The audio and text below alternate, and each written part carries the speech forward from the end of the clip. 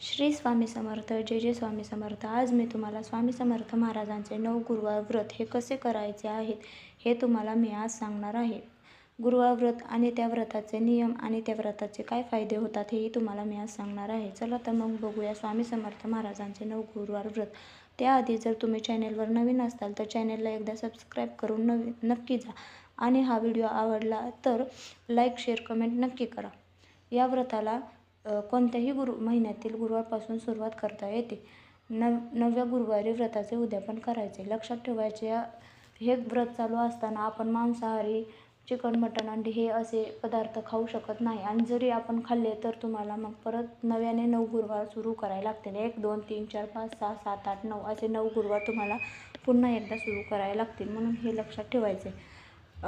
पहिल्या गुरुवारी पूजा संकल्प करताना आपल्या मनात जी इच्छा आहे, जी तुमचं स्वप्न आहे ते पूर्ण करण्यासाठी ही पूजा ठेवायची आहे आणि तुमची इच्छा पूजा मांडताना स्वामींना सांगायची आहे की स्वामी, तुमच्या मनात जी इच्छा आहे ती स्वामी तुमची नक्कीच पूर्ण करतात.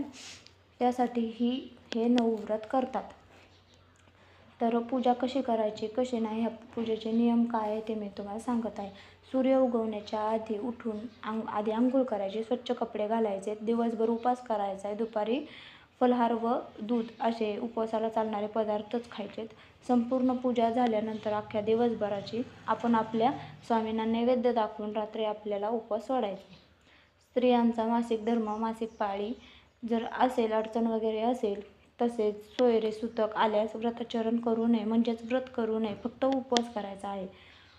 पण असे गुरुवार पूजेमध्ये धरायचे नाहीत. ते गुरुवार सोडायचे आहेत. फक्त उपवास तुम्हाला मात्र स्वामींचा धरायचा आहे आणि ते गुरुवार सोडून परत मग तुम्हाला तुमचे जे मागचे गुरुवार झाले आहेत, 1, 2 काय झाले असतील तो मधला गुरुवार सोडायचा आणि पुढचा मग 3रा, 4था असा धरायचा आहे. पुन्हा तो गुरुवार धरायचा नाही. मासिक पाळीचा किंवा सोयरे सुतक असलेला तो गुरुवार फक्त उपवास धरायचा आहे, पण तो गुरुवार ह्याच्यामध्ये धरायचा नाही, हे लक्षात ठेवायचं.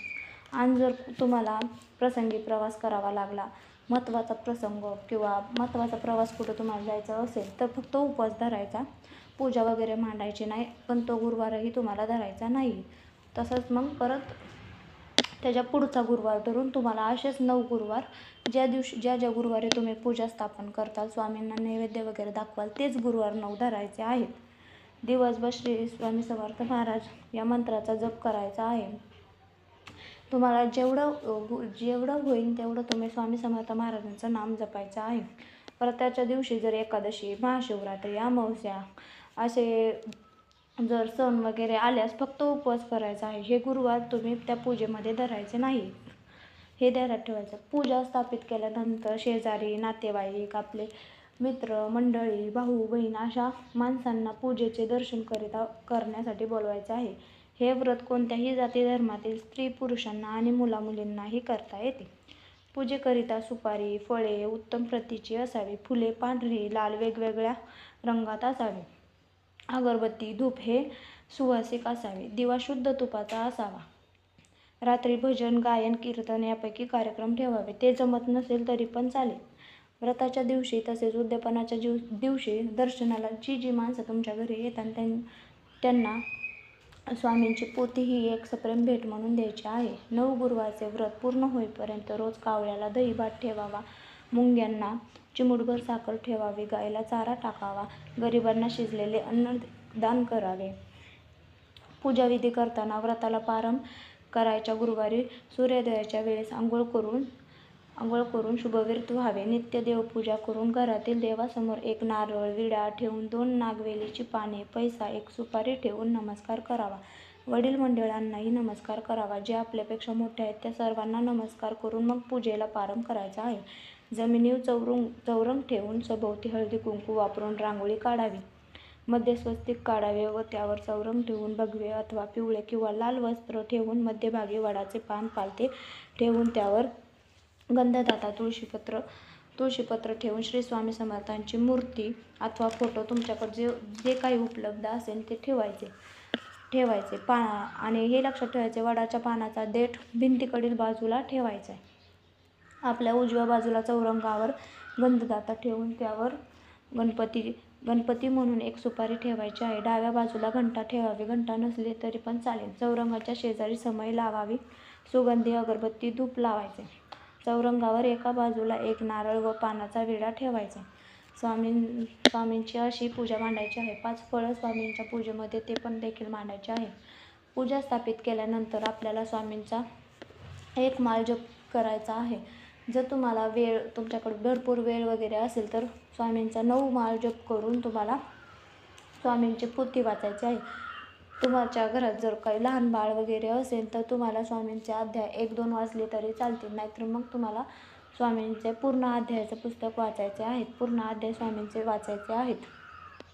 आणि पूजेसाठी लागणारं साहित्य: ताटात हळद कुंकू, अक्षदा, तुपाचा दिवा, कापसाची 2 वस्त्र, स्वामींना पांघरायला भगवं वस्त्र, गूळ, खोबरं, 1 ताम्हण, तांब्या, पळी, अष्टगंध, जानव, हिना, अत्तम, उगाळलेले चंदन, विविध फुले, जास्वंद, चाफा, गुलाब, दुर्वा, बेल, एक जुडी तुळस, इतर फुले ठेवावी. अशा प्रकारे 9 गुरुवारचा व्रत करावा. तुमच्या सर्व इच्छा पूर्ण होऊन स्वामी तुमच्यावर प्रसन्न होतील. आणि पाळायचे नियम: आपल्याला 9 गुरुवार पाळत असताना थोडं पण मांसाहारी पदार्थ खायचे नाहीत. थोडं पण घाण वगैरे बोलायचं नाही. मनात श्रद्धा भावनेने आपल्याला ही पूजा स्थापित करायची आहे. आणि ह्या पूजेचे फायदे: जे तुमच्या मनात खूप दिवसापासून काही इच्छा असेल, तुमचं स्वप्न असेल, जे पूर्ण होत नसेल ते स्वामी तुमचं नक्कीच पूर्ण करतील. आपल्याला पूजा मांडताना आपली जी इच्छा, स्वप्न जे काय आहे ते स्वामींना सांगायचं आहे, ते स्वामी नक्कीच पूर्ण करतील. तुम्ही एकदाच नक्कीच हे 9 गुरुवारचे व्रत करून बघा. तुम्हालाही नक्कीच स्वामी फळ देतील. आणि जर कुणाला पूजेची मांडणी वगैरे पाहायचं असेल तर मला कमेंटमध्ये नक्की सांगा. मी जानेवारीच्या पहिल्या गुरुवारपासून मी पण हे 9 व्रत करणार आहे. तर मी माझी पूजा कशी मांडते, कशी नाही, स्वामींची नित्यसेवा मी कशी करते, कशी नाही, हे तुम्हाला व्हिडिओसहित मी डिटेलमध्ये तुम्हाला सांगेन. म्हणून कमेंटमध्ये नक्कीच मला कळवा. तुम्हाला जर असे व्हिडिओ माझे पाहिजे असतील तर नक्कीच सांगा.